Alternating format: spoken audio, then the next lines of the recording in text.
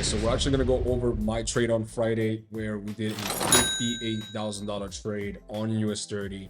I'm usually not a US30 trader, but on Friday I decided to trade US30 just because the setup was so simple. It was such an easy setup that I just had to take it. I normally trade gold, but when I first started trading, I would trade only US30.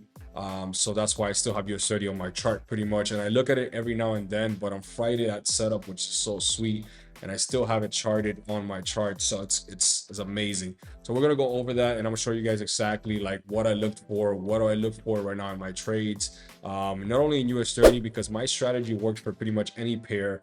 I trade gold with it, you can trade US30 with it, GBP, JPY. I mean, it's a simple strategy. I teach it with my masterminds. I teach it to all my students, and everybody's been successful using it. So I want to show you guys some of the things that I look for when it comes to trading and when it comes to actually these trading setups. So let's get down to it real quick. So the first thing that we're going to do is I'm going to go to the weekly level on US30, and I have a trend line that I've established pretty much right somewhere around here. So you can see price came back to that trend line and touched it multiple times here. Then I'm going to go ahead and go down to the daily time frame. Okay, so this is what the daily time frame looks like. Again, this is the trend line that we're talking about right here. Okay, and then since we're on the daily time frame, I'm going to establish daily resistance. Daily resistance is pretty much this price here at 34,500, 34,520. Pretty much all this right here. Once I established that, then price was somewhere around here. Okay, so price was somewhere around here a couple days ago.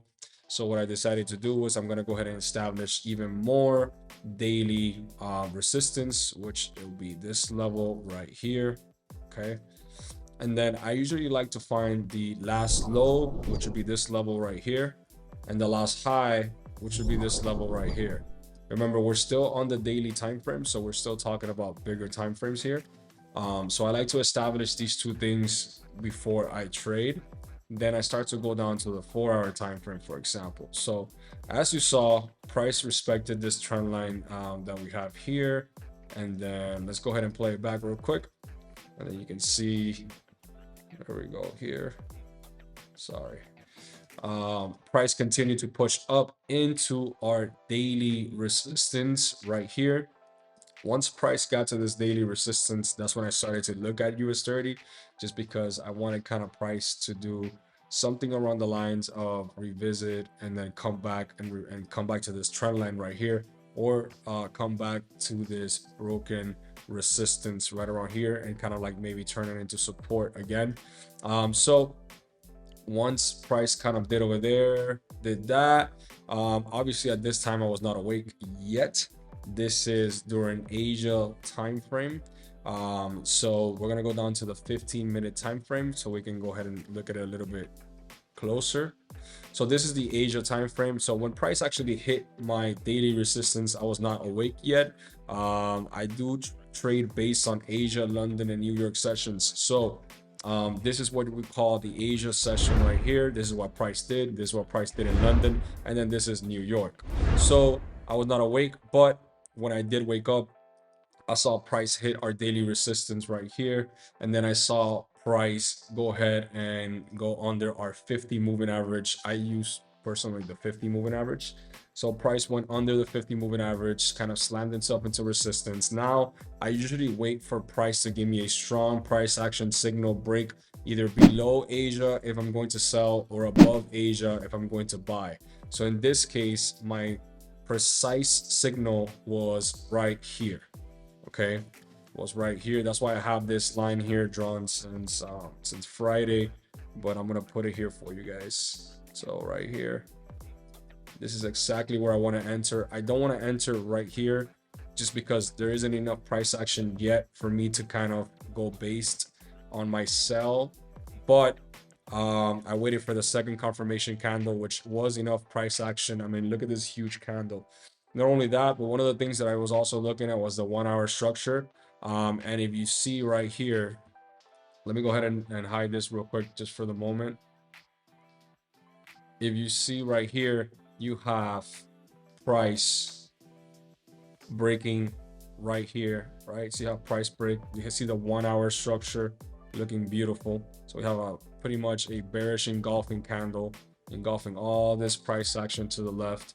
So when price dropped all the way here, this is, like I said, one of my entries that I put here at 34,918.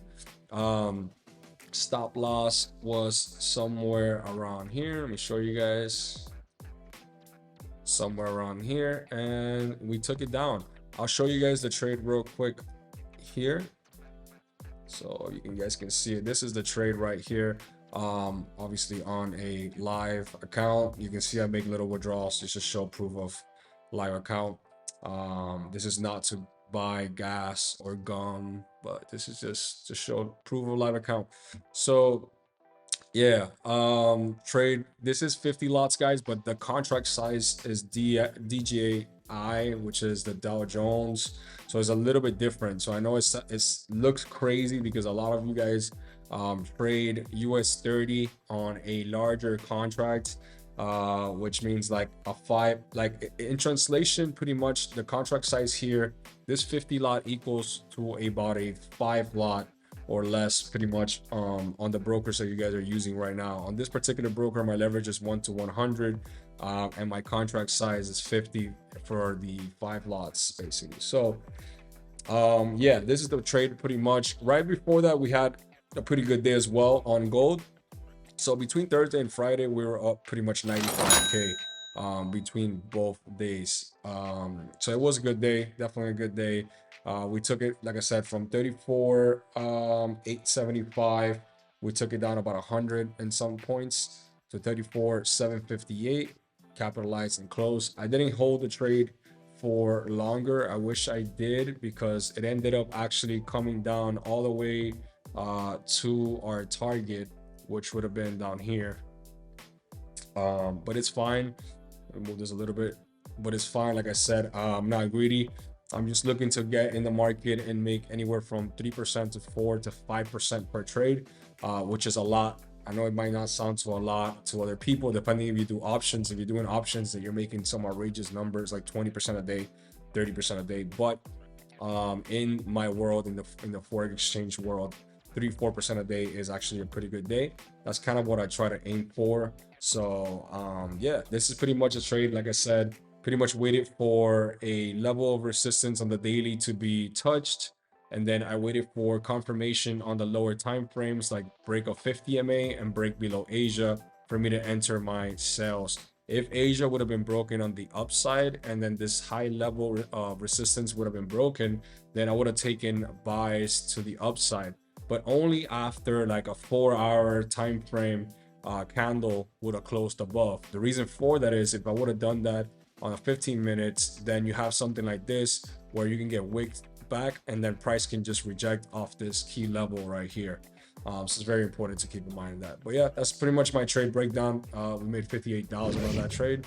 Like I said, my Instagram, guys, if you guys don't follow me, is Mr.Alexanti. I'll put it in my description, and we will be posting a lot more trade breakdowns on this channel as well for you guys to get some free knowledge. And I like to help out the community as much as possible. So I want to give as much free knowledge and education as possible to you guys.